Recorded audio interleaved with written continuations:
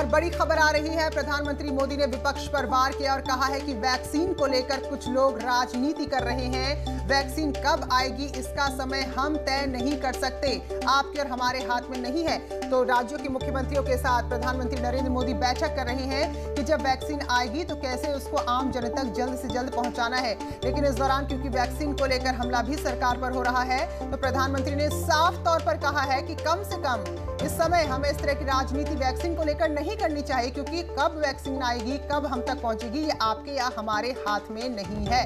तो वैक्सीन को लेकर राजनीति करने पर प्रधानमंत्री नरेंद्र मोदी ने विपक्ष पर हमला बोला है।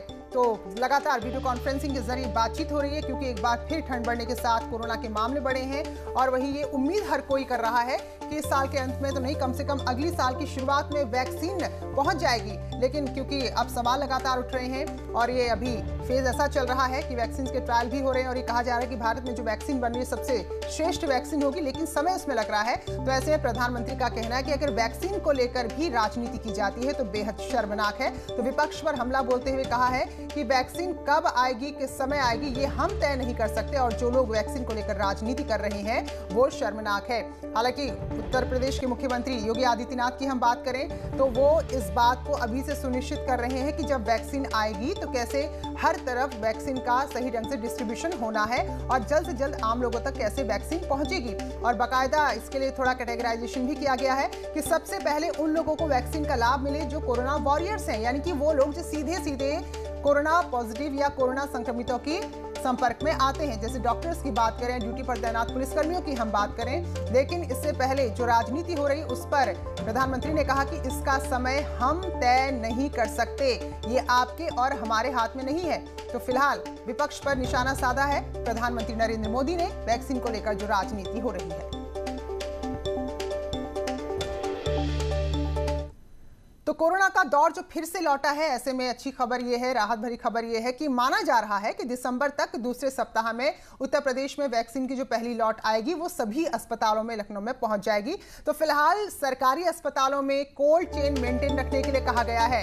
कोल्ड चेन मेंटेन यानी कि जो वैक्सीन होती है उसको कैसे सही रखना है, सुरक्षित रखना है, कैसे एक स्थान से दूसरे स्थान उसको ले जाना है। तो इसके लिए कोल्ड चेन को मेंटेन रखने के लिए कहा गया है ताकि सुरक्षित रहे, वैक्सीन खराब ना हो। तो पहले चरण में कोरोना वॉरियर्स को वैक्सीन दी जाएगी ताकि जो लोग सीधे सीधे कोरोना संक्रमितों के संपर्क में आते हैं उन पर कम से कम खतरा हो।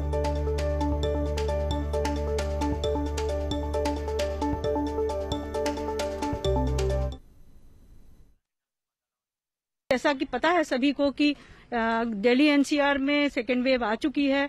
अभी हमारे यहाँ लखनऊ में सेकेंड वेव अभी नहीं दिखाई दी है, लेकिन कुछ लोग जो दिल्ली एनसीआर से हमारे यहाँ आए हैं वो पॉजिटिव आए हैं, निकल रहे हैं। हम उसके लिए पूरी तरह तैयार हैं कि ये फैले ना और हमारे यहाँ सेकेंड वेव ना आए। कोल्ड चेन के लिए अभी व्यवस्था की जा रही है, उसके लिए अलग से कोल्ड चेन जो वैक्सीन हमारे यहाँ आएगी उसके लिए अलग से व्यवस्था की जा रही है कि कोल्ड चेन उसका मेंटेन हो सके। तो चलिए, जो वैक्सीन आ जाएगी उसके बाद भी बहुत सारी चुनौती है जिसका सामना करना है। फिलहाल इस वक्त बड़ी खबर बरेली से आ रही है, जहां दबंगों ने बीच सड़क पर एक रिक्शा चालक की पीट कर हत्या कर दी है और बीच सड़क पर दबंगई दिखाई है। फिलहाल 3 आरोपियों को गिरफ्तार कर लिया गया है और ये घटना हुई बिथरी चैनपुर के नारियाबल इलाके में, जहां पर दबंगों ने बीच सड़क सरेआम सरे बाजार एक रिक्शा चालक को इतनी बुरी तरह पीटा कि उसकी जान ही चली गई। फिलहाल 3 लोग पुलिस की गिरफ्त में है और आगे कार्रवाई की जा रही है। और ये मामला बिथरी चैनपुर का है, जहां बरेली में दबंगों ने दबंगई दिखाते हुए एक ई रिक्शा की हत्या कर दी है बीच सड़क में। पुलिस ने भी कार्रवाई की है, 3 आरोपी पुलिस की गिरफ्त में आ चुके हैं। अब आगे छानबीन होगी कि आखिर ऐसा क्या विवाद था, क्या वजह थी कि बीच सड़क पर एक शख्स को मौत के घाट उतार दिया गया। हरीश हमारे सहयोगी बरेली से जुड़ गए हैं। तो हरीश, क्या कुछ जानकारी, ऐसा क्या हुआ कि एक शख्स को मार डाला? जी प्रीति, पूरा मामला बिथरी चैनपुर थाना क्षेत्र का पूरा मामला है और हाईवे के किनारे ई रिक्शा चालक की पीट कर हत्या कर दी गई है और इसमें 3 लोगों को पुलिस ने गिरफ्तार कर लिया गया है। और बताया ये जा रहा है कि जो रिक्शा चालक था उसकी मामूली सी टक्कर इन 3 युवकों से हुई थी और जिसके बाद इन तीनों ने आक्रोश में आकर इस युवक को इतना पीटा कि उसकी मौत हो गई। हालांकि उसे अस्पताल ले जाते समय जो है उसकी मौत हुई थी, लेकिन जैसे ही जानकारी पुलिस को मिली, पुलिस ने तीनों लोगों को गिरफ्तार कर जो है कानूनी कार्रवाई शुरू कर दी है। फिलहाल पुलिस अन्य पहलुओं पर भी जांच कर रही है, क्या इन दोनों की या इन तीनों की पहले में कभी कोई रंजिश तो नहीं थी। इसके अलावा पुलिस पूरे मामले की जांच कर रही है। जी चलिए, बहुत बहुत शुक्रिया हरीश आपका इस खबर पर जानकारी देने के लिए।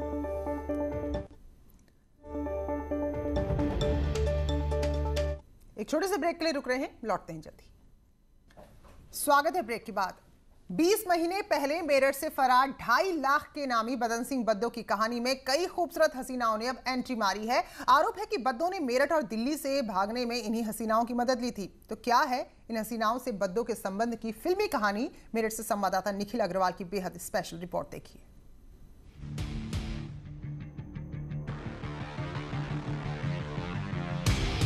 मेरठ से लेकर दिल्ली तक बद्दो की मददगार इन हसीनाओं पर पुलिस अब शिकंजा कस रही है। 28 मार्च 2019 को मेरठ के मुकुट महल होटल से फरार हुआ कुख्यात गैंगस्टर बदन सिंह बद्दो साकेत इलाके में शहर के नामचीन डॉक्टर की बेटी अदिति के पार्लर तक पहुंचा था। अदिति ने यहां उसके दाढ़ी और सिर के बालों में बदलाव कर उसका गेटअप ही चेंज कर दिया और उसे उसके खास दोस्त भानु प्रताप सिंह के घर अपनी कार से छोड़कर आई थी। अदिति बद्दो की कई साल पुरानी गर्लफ्रेंड है। अदिति की खास दोस्त गुड़गांव की प्रीति भी बद्दो की गर्लफ्रेंड रही है। मेरठ से भागकर बद्दो प्रीति के पास पहुंचा। प्रीति दिल्ली गुड़गांव में स्लिम जोन नाम की फिटनेस चेन की मालिक है। प्रीति और बद्दो के बच्चे देहरादून के एक ही स्कूल में पढ़ते थे, जहां प्रीति और बद्दो की पहली मुलाकात हुई।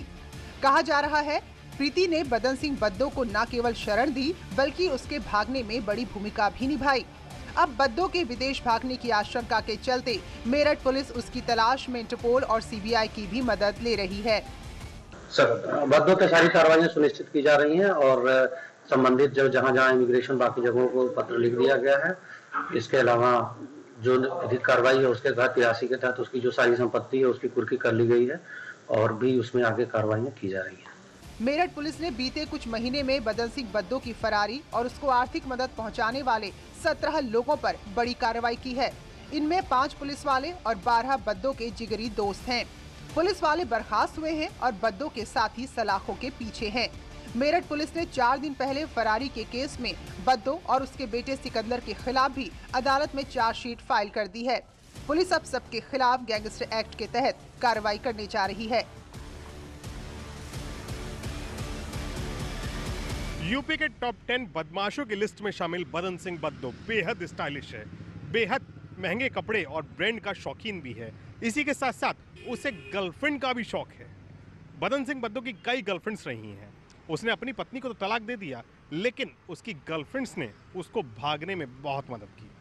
2 गर्लफ्रेंड का नाम पुलिस की डायरी में है, जिसके बाद एक को पुलिस बद्दो की तर्ज पर ही तलाश कर रही है। आखिर कब मिलेगा बद्दो और कब मिलेगी उसकी गर्लफ्रेंड, ये तो समय बताएगा। कैमरामैन किशन सुदन के साथ न्यूज़ 18 के लिए निखिल अग्रवाल, मेरठ। और निखिल हमारे साथ इस वक्त मेरठ से जुड़े हुए हैं। तो निखिल, 20 महीने का वक्त, 2.5 लाख का इनाम और अब इन महिलाओं के नाम सामने आ रहे हैं, तो क्या कुछ पुलिस के हाथ लग भी रहा है या अब भी खाली हैं पुलिस के हाथ? देखिए, पुलिस के हाथ अब भी खाली है। 20 महीने और ऐसा कुख्यात डॉन जो यूपी का टॉप मोस्ट बदमाश हो, 2.5 लाख का इनामी हो और जरायम के दुनिया का एक कुख्यात नाम हो, लेकिन उसके बावजूद पुलिस के हाथ खाली है। पुलिस ने हर वो कार्रवाई कर ली जिससे बद्दो हाथ आ सकता था। उसके घर की कुर्की कर ली गई, उसके 12 दोस्तों को आरोपी बना दिया गया, उनके खिलाफ गैंगस्टर एक्ट की कार्रवाई करने की तैयारी की जा रही है। और मैं आपको बता दूं कि हर वो काम पुलिस ने कर लिया जो संभव था। रेड कॉर्नर नोटिस भी जारी कर दिया गया है।